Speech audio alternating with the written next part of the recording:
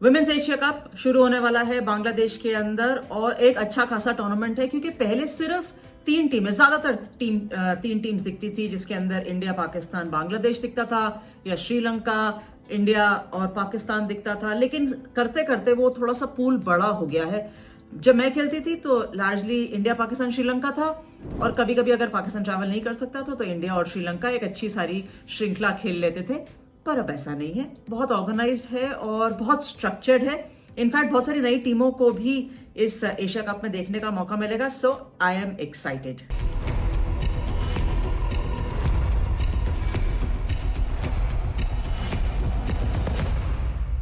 आपसे काफी सारे सवाल पूछने की उम्मीद थी और उम्मीद सही भी हुई क्योंकि मैं बहुत खुश हूं, मेरे टाइमलाइन के ऊपर काफी सारे सवाल निकल कर आए। चलिए शुरू करते हैं। सारे सवाल मैं नहीं ले पाऊंगी लेकिन कुछ सवाल जो बहुत ज्यादा इंपॉर्टेंट है, खास तौर पर एशिया कप रिलेटेड है, उसको मैं यहाँ एड्रेस करूंगी। थोड़े से सवाल और बाकी definitely will take it up as time goes. Maddy का सवाल है कि why are we not giving enough opportunities to Kiran Navgire instead of other players. Kiran Navgire को मौका मिलना चाहिए। मैडी, मैं बिल्कुल आपके साथ सहमत हूं कि किरण नवगिरे को मौका मिलना चाहिए। एक अच्छी चीज थी और ये मैंने अपने पहले वीडियोस के अंदर भी कहा था कि ये अच्छा है कि सिलेक्टर्स ने किरण नवगिरे को अपने साथ रखा है टीम के अंदर। हालांकि वो सिस्टम से निकल कर नहीं आई, अंडर 15, अंडर 19 से निकल कर नहीं आई, लेकिन डोमेस्टिक क्रिकेट खेलती हुई रही है और परफॉर्म किया है। और अगर कोई खिलाड़ी सिस्टम से नहीं निकल कर आया तो भी कोई बात नहीं, आपने उसको इंडियन टीम के साथ रखा, इंग्लैंड का दौरा कराया, उनको एक्सपोजर दिया। बहुत सारी चीजें हैं जो उनको बहुत जल्दी सीखनी पड़ेंगी, बट जितना ज्यादा जल्दी इंडियन टीम के आसपास रहेंगी वो उनको सीखने की उम्मीद है। और अगर वो सीख जाती है ना तो इंडियन टीम के लिए बहुत अच्छा रहेगा। सो आई एम प्रीटी होपफुल कि पहले मैच से ही किरण नवगिरे फर्स्ट प्लेइंग 11 के अंदर या फर्स्ट टीम के अंदर दिखनी चाहिए। And I am with you Maddy that Kiran Navgire को मौका मिलना चाहिए। सुश्री भट्टाचार्य ने पूछा है कि India can give chances to Simran and seamers as possible because ये मौका है देने का। Try players to have a focused middle order. Yes Sushree, India can try players but Simran Bahadur इस टीम का हिस्सा नहीं है। She is in the standbys list, so वो फर्स्ट 15 में नहीं है। So unfortunately she will miss the bus. I am not very clear as to why Simran is not in the Indian team क्योंकि मुझे लगता है कि सिमरन बहादुर को रहना चाहिए था और ये टूर्नामेंट खास तौर पर उनके लिए एक अच्छा एक्सपोजर रह सकता। क्योंकि अगर सिलेक्टर्स देख रहे हैं, क्योंकि उन्होंने सिमरन को कॉमनवेल्थ गेम्स के लिए लेके गए, फिर अभी रीसेंट इंग्लैंड सीरीज के लिए भी वो इंडियन टीम के साथ थी लेकिन मौका नहीं मिला खेलने का और अब वो स्टैंड बाइज लिस्ट के अंदर है। सो आई डू एग्री कि सिमरन को यहाँ मौका मिलना चाहिए। शिवांगी सिन्हा का सवाल है कि should we go with Rajeshwari in Bangladesh conditions. Rajeshwari Gaikwad is more a preferred bowler in the one day format या टेस्ट मैच के अंदर। T20 के अंदर राधा यादव को प्रेफरेंस दी जाती है फॉर टू रीजंस। एक ही वो थोड़ा ज्यादा फ्लैटर डालती है, गेंदबाजी थोड़ा ज्यादा डिफरेंट है, थोड़ा सा डिफरेंट है राजेश्वरी गायकवाड से। However I am not saying कि राजेश्वरी T20 नहीं खेल सकती, she should be played, but Radha Yadav adds that fielding element and she's a much more better fielder than Rajeshwari Gaikwad. इसीलिए वो complete package है, बैटिंग भी कर सकती हैं, वो ज्यादा better package है for T20 as a left arm spinner than Rajeshwari Gaikwad. Sanjay Yadav का सवाल है, what is your thought about India's middle order especially after Kaur, who after Goswami as Renuka's new ball partner?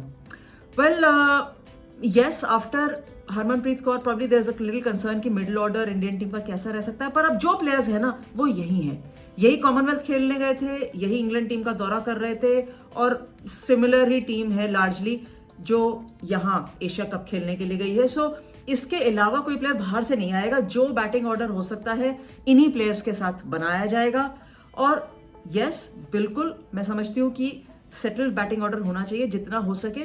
जितना ज्यादा aggressive right at the top रहेंगे उतना better है, लेकिन कोई प्लेयर बाहर से नहीं आ रहा। This is all that we've got.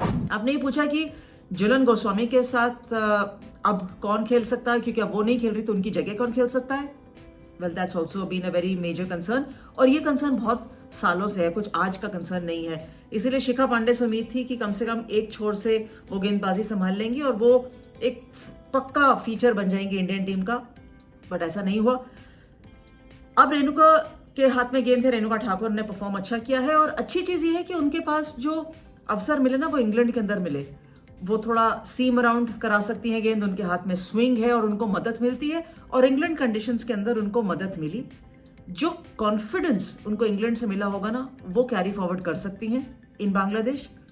Conditions बहुत अलग रहेंगी, लेकिन कॉन्फिडेंस बहुत अच्छी अच्छी चीजें करा जाता है खिलाड़ी से। उनके सामने से कौन गेंदबाजी करेगा, ये एक सवाल है जो मुश्किल है एड्रेस करना अभी। मुझे लगता है दीप्ति शर्मा के हाथ में ही नई गेंद होगी।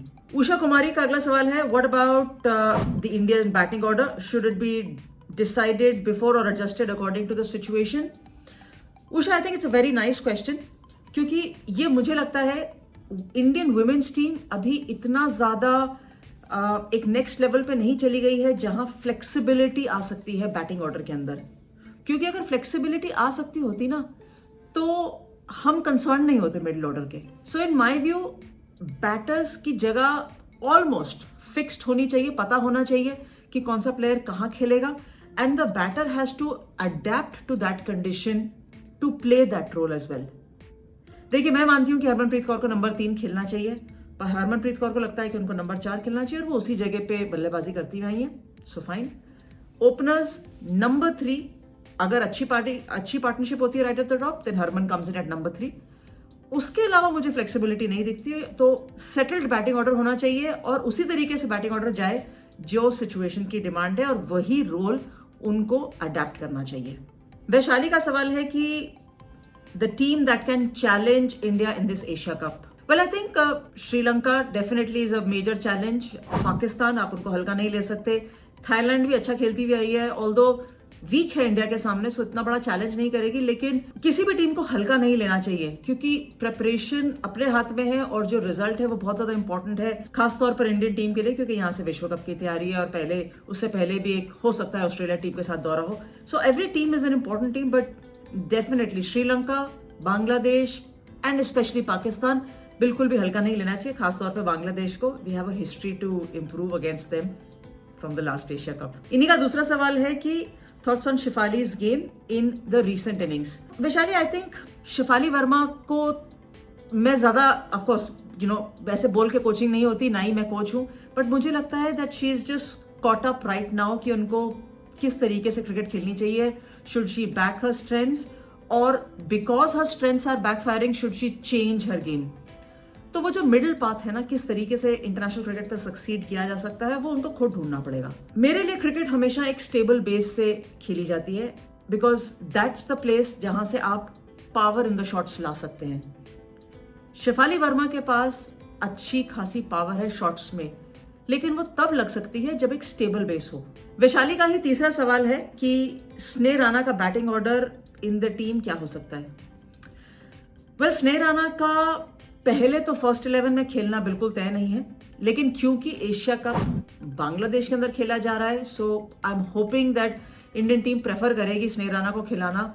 और ऑप्शंस भी नहीं है, इतने ज्यादा गेंदबाज भी नहीं है इंडियन टीम के पास, क्योंकि अगर स्नेह राणा नहीं खेलेंगी तो एक फास्ट बॉलर के साथ, अतिरिक्त फास्ट बॉलर के साथ उनको जाना पड़ेगा। तो वो ऑप्शन है कि एज एन ऑलराउंडर, क्योंकि obviously Sneh Rana brings that allrounder element, आ सकती हैं, या एक फास्ट बॉलर आ सकता है।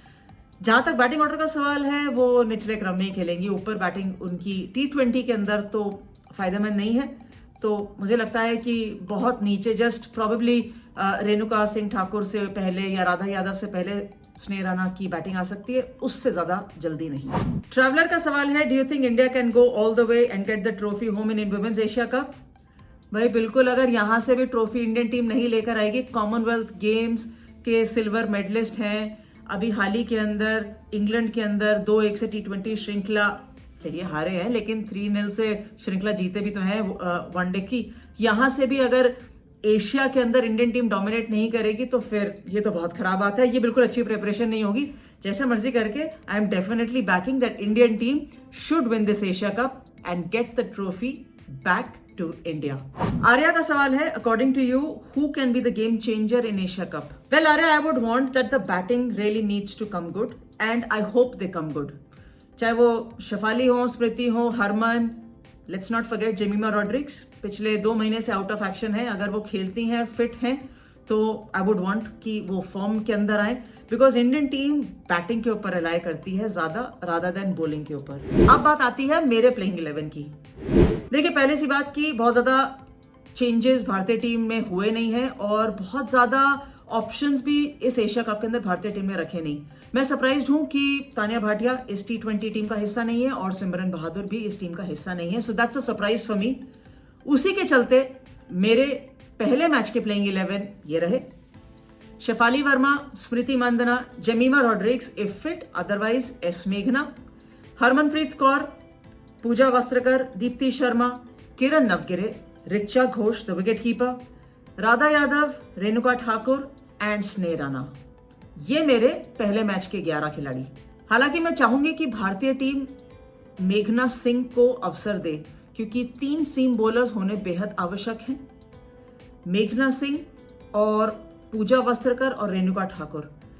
लेकिन ऐसा होना बहुत मुश्किल लगता है मुझे। सो स्नेह राणा के साथ भारतीय टीम जाना चाहेगी एंड नॉट विथ मेघना Singh. So that's the way that I feel Indian team might go.